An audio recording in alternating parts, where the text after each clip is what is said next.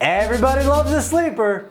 We always got to start that way. / Undervalued. So yeah, all of these guys aren't going to go in the 10th round plus. We just, based on their ADP, we might like them a little bit more. So before we get into that, let's talk a little bit about what you do when you win and or lose leagues. You go to what? Oh, check out Fantasy Jacks. I love this thing.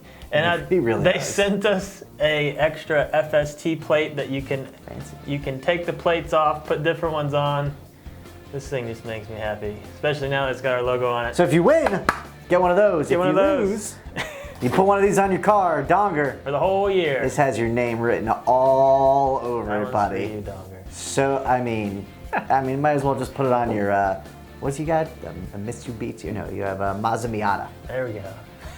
And get onto the site, download our draft guide, our top 150 cheat sheets on there. But let's get into those sleepers / undervalued. Our first one, I'm going to talk about Mr. Ryan Tannehill. A lot of hype going in with him going into last year.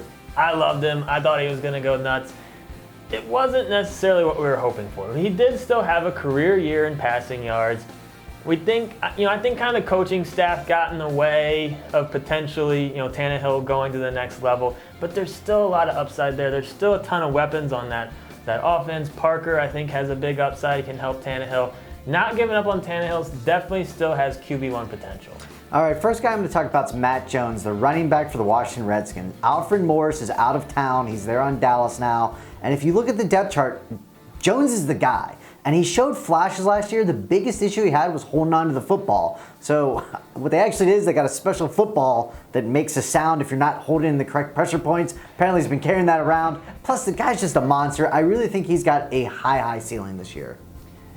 Next, a tight end who's basically a handcuffed tight end, which you would never typically do, but this is a special situation. Martellus Bennett with New England.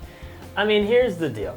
I wouldn't draft him as a tight end one. If you're drafting him, you need to have a very good backup plan. But if you draft Gronk, I would definitely consider taking Bennett as well because, Gronk is slightly injury prone, and if he goes down, I think Bennett could catapult up to being a top 3 tight end. He is solid. He had a lot of good years with the Bears. If given the chance to start and fill that Gronk role, he could be a beast. So he's a very high upside tight end too. Someone that's very interesting in the later rounds. All right, next one I got is a wide receiver, Golden Tate of the Detroit Lions. And here's the thing, when Megatron / Calvin Johnson wasn't playing, Golden Tate always really stepped up. Megatron retired. So since he ain't definitely going to be there all year, Golden Tate's got to step up, and he is a solid receiver. I think he has a good rapport with Matt Stafford. I could see him having a big year. Another undervalued guy we feel with a lot of the rankings and ADPs that we're seeing so far is Matt Ryan.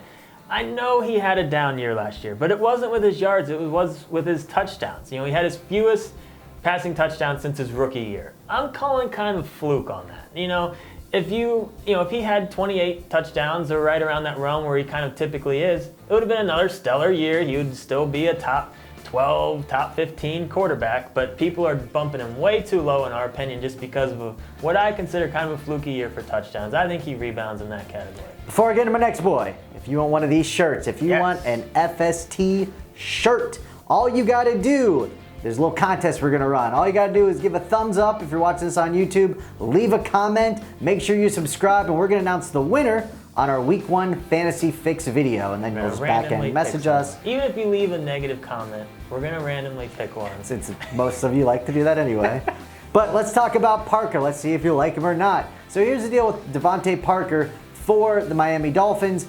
Young receiver. He was banged up at the beginning of last year. Really came on, though, towards the latter half. Again, if we think Tannehill's going to excel, he's got to throw the ball to somebody, and it's not just going to be Landry. Parker is there to be the #1 receiver. I think he grows leaps and bounds this year.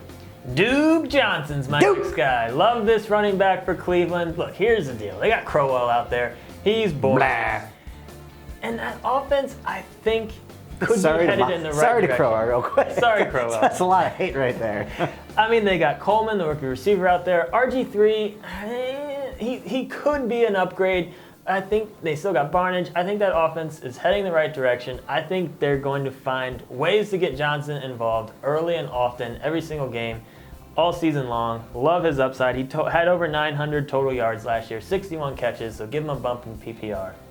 Next guy on my list is Tavon Austin, and I know Tavon Austin has been somewhat disappointing. If you look at his receiving stats last year, he had under 500, but then you look at his rushing stats, he had over 400 and a total of 9 touchdowns. So they like to get him the ball in space. He's a big play potential. I look at him as a Percy Harvin that's not always hurt, so he can actually realize what you always thought Percy Harvin was going to be. Last guy I got is Tyler Lockett. I mean, this guy finished the year on a tear. The Seahawks really figured out that offense after Jimmy Graham got hurt. So we'll see how Graham factors back in when he's healthy. But Lockett, I think, has a legit chance of taking over Baldwin as the most valuable wide receiver out there in Seattle. I'm very excited about what this kid can do for the future. And my last guy is Ladarius Green for the Pittsburgh Steelers. Love him. I love the fact they came over there, and Big Ben always had a rapport with Heath Miller, but in that offense, they also target the tight end, and Green has got to be an upgrade. Miller was an old man by the time he left the team, so I still think Green has a ton of upside, and I really do like his red zone potential. I see double-digit touchdowns as being a realistic thing for the Ladarius Green this year. Slash undervalued. Yeah, just key. Not all these guys. Check out the deep sleepers for like those late picks. Their ADPs are not what they should be. That's why they're on this list. If you want your own FS t-shirt without winning a contest, get on to thirdndout.com. We're also running a photo contest on Instagram. We're on Instagram now. We're trying to boost that up. Go on there, follow us.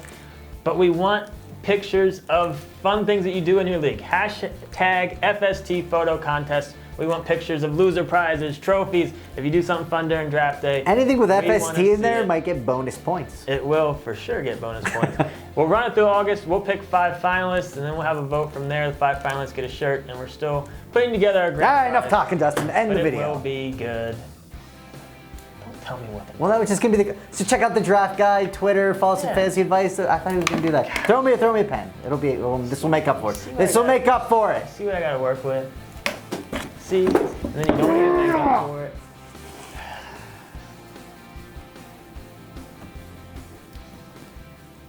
it.